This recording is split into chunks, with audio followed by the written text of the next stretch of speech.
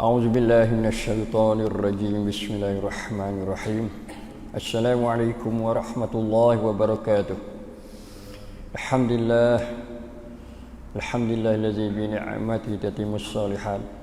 Sama-sama kita syukur kepada Allah Subhanahu wa taala yang kita telah dibawa oleh Allah Subhanahu wa taala sampai kepada hari yang ke-27 hari ini. Malam ni malam 28. Alhamdulillah semalam kita dengan kesungguhan, kesabaran, keikhlasan dan kekuatan amal ibadat kita kepada Allah, kita berdoa dan juga mengharapkan semoga Allah Ta'ala terima akan amal baik kita insya-Allah Ta'ala, dan kita berharap semoga semua kita mencapai Lailatul Qadar khairum min alfi syahr insya-Allah Ta'ala. Pada tengah hari yang bahagia ini, mari kita dengar satu hadis Nabi sallallahu alaihi wasallam. Munasabah kita berada dalam ujian Allah Subhanahu wa taala dengan satu penyakit yang kecil, halu, tak nampak dengan mata kita. Maka mari kita dengar Allah Taala ni dia uji seorang manusia, seorang perempuan dengan sebesar-besar ujian lah. Tapi dia alhamdulillah dia dapat menghadapi ujian dengan sabar dan dengan iman yang sangat kukuh. Boleh kita ambil jadi contoh tauladan terutama bagi para muslimah, para wanita mukminah insya-Allah taala. Iaitu ceritanya isteri Firaun lah yang kita biasa dengar dah. Tapi kita mari ulai tayar semula dan munasabah kita berada dalam uji Allah Subhanahu wa taala.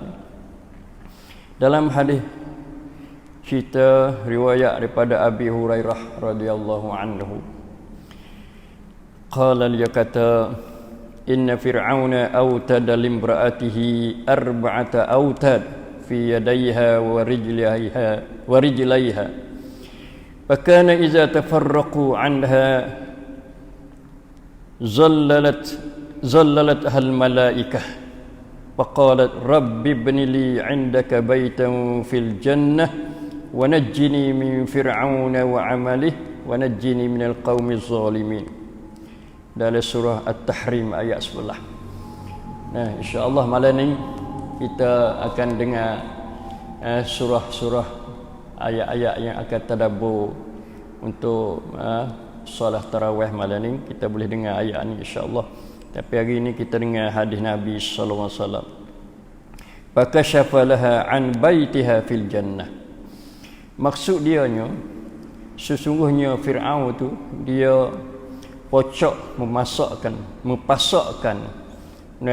turus atau tiarlah supaya orang nak berdiri khemah tu, dia pocok besi, dia tiar tu khemah tu.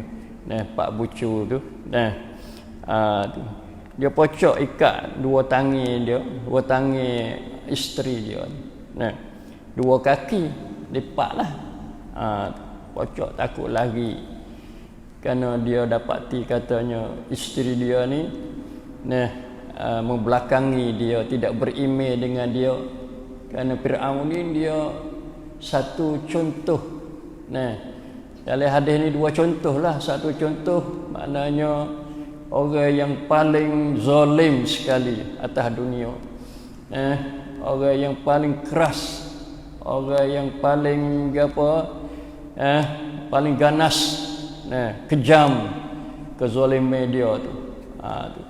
Jadi satu contoh orang tak molek yang disebut oleh Al-Quranul Karim.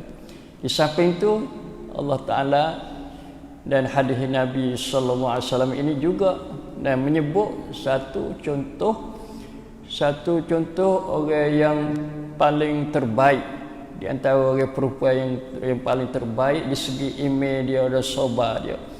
Maka dua ni beza jauh.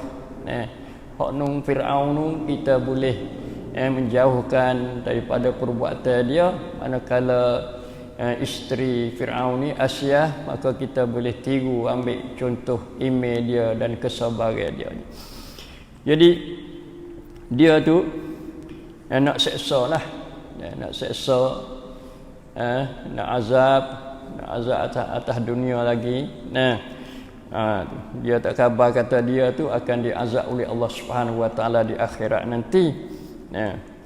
Ini ujian kita banyak ujian Allah tu dia banyak jenis, banyak macam dia. Ujian dengan orang yang zalim, ujian dengan kekurangan dari segi harta benda, ujian dengan ketakutan, ujian dengan kekurangan ekonomi dan sebagainya. Itu kerana ujian ini merupakan sunnatullah Subhanahu Wa Taala pada kejadian dia bagi manusia. Jadi bila dia ikat tu, dia tinggal tafarraqu anha, dia tinggal di sore situ. Tu tinggal seorang perempuan yang tabiat dia lemah, dia buat keganasan dia, buat kezaliman dia, buat penindasan dia terhadap seorang perempuan tidak lain melainkan isteri dia, Tapi Allah Subhanahu Wa Taala dengan rahmatnya dia hantar malaikat mari, dia diteduh atas dia. Lalu dia tu berdoa kepada Allah Subhanahu Wa Taala. Ini satu pengajaran kita, bila diuji oleh Allah Subhanahu Wa Taala jangan lupa doa. Doa tu panggil satu parakit kita, kewajipan kita. Doa dianya Rabbi ibnili indaka baitan fil jannah. Ya Allah Tuhanku, binalah bagi aku di sisi Engkau sebuah rumah di dalam syurga. Itu doa hak mula-mula sekali. Doa sakut paut dengan masa depan dia yang jauh lagi, iaitu akhirat. Doa dia minta supaya Allah tu bina sebuah rumah dalam syurga ni. Allah jauh tekah dia ni. Tu mahligai lah, kita panggil mahligai. Jadi lepas tu yang keduanya li untuk dia khah, untuk capak dia je. Allah, Masya Allah. Besar hak dia minta, tapi minta so ya, padahalnya bagi dia ada hak. Sikit hak dia tu nak minta ribu-ribu nikmat dan rahmat Allah Subhanahu Wa Taala boleh, kerana dia berada dalam suasana di bawah penindasan seorang manusia yang sangat zalim. Maka Tuhan terima doa dakwatul mazlum ni, Tuhan terima doa mustajab. Tak syak lagi dah. Tapi minta so ya, gapo dia? Baitan fil jannah, sebuah rumah dalam syurga. Yang kita kena perhatiannya iaitu indak, di sisi Engkau. Allah nak Tuhan tu bina, ambil daripada dia, buat pada dia satu karamah, satu kemuliaan dan kehormatan yang minta daripada Allah Subhanahu Wa Taala.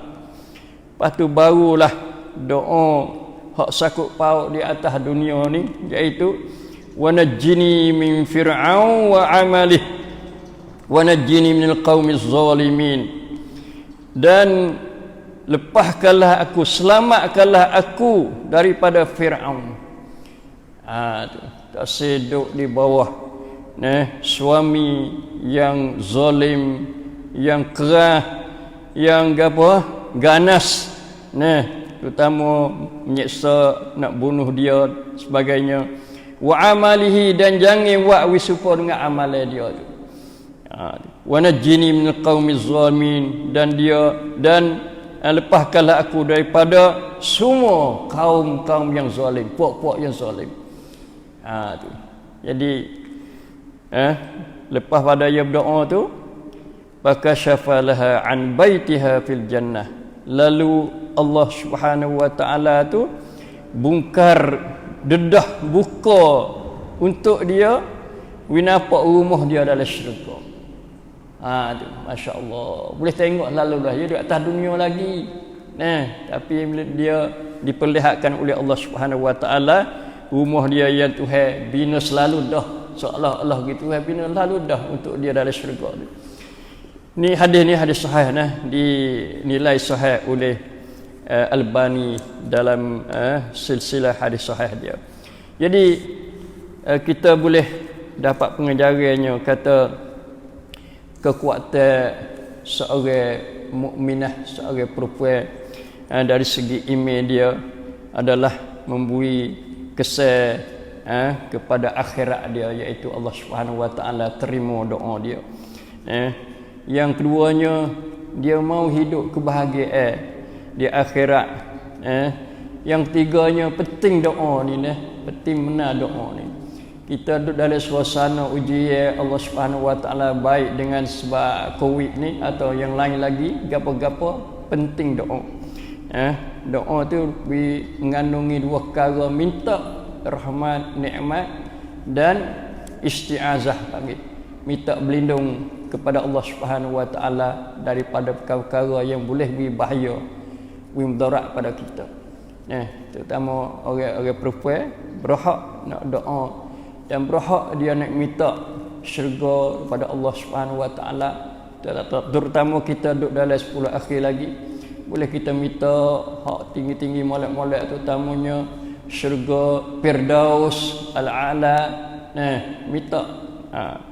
Kerana Tuhan marah kalau kita tak minta, tak doa kepada dia. Lepas tu seterusnya kita dapat faedah bahawasanya orang-orang kafir ni dia selalu dendam terhadap orang beriman.